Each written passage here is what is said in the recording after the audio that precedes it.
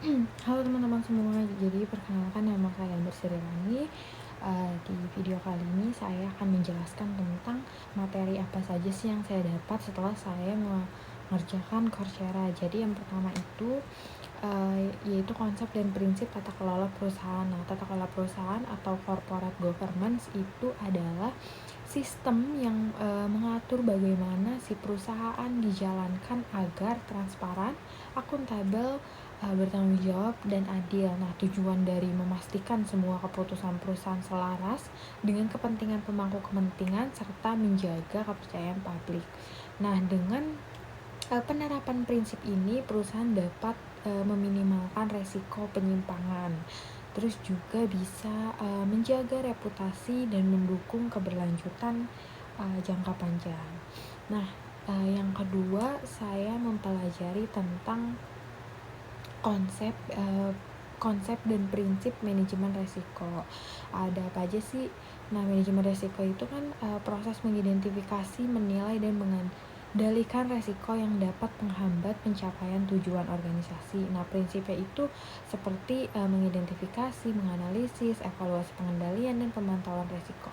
Dengan manajemen resiko yang baik, perusahaan tuh dapat mengurangi potensi kerugian, terus juga bisa memanfaatkan peluang dan meningkatkan ketahanan menghadapi ketidakpastiannya sesuatu gitu. Nah, terus yang ketiga saya mempelajari tentang manajemen resiko pada koperasi. Nah, dalam koperasi manajemen resiko itu penting ternyata untuk melindungi kepentingan anggota dan menjaga langsung usaha mereka. Nah, koperasi itu perlu mengenali resiko keuangan, operasional maupun hukum yang bisa muncul dari aktivitas anggotanya, lalu mengelolanya dengan strategi pencegahan dan pengendalian agar tujuan bersama tercapai secara adil dan berkelanjutan.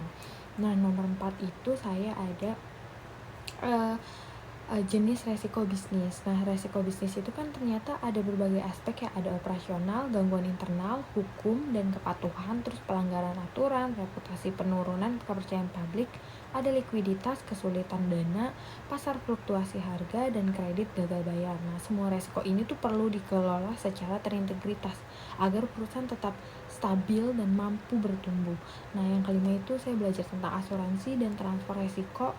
Asuransi itu kan salah satu cara memindahkan resiko kepada pihak lain. Dengan membayar premi, perusahaan dapat melindungi diri perusahaan sendiri dari kerugian besar akibat si perusahaan tak terduga. Peristiwa tak terduga. Nah, strategi ini tuh membantu menjaga kestabilan keuangan dan memungkinkan si perusahaan itu fokus pada kegiatan intinya gitu.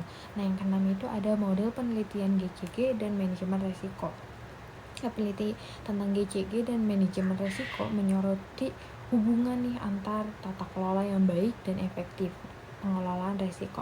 Nah, penerapan prinsip GCG ini sendiri seperti transparansi dan akuntabilitas itu sangat terbukti memperkuat kemampuan perusahaan dalam mengenali serta mengendalikan resiko. Nah, sehingga meningkatkan kinerja dan keberlanjutan jangka panjang. Mungkin itu saja video yang bisa saya jelaskan, kurang lebihnya mohon maaf. Wassalamualaikum warahmatullahi wabarakatuh.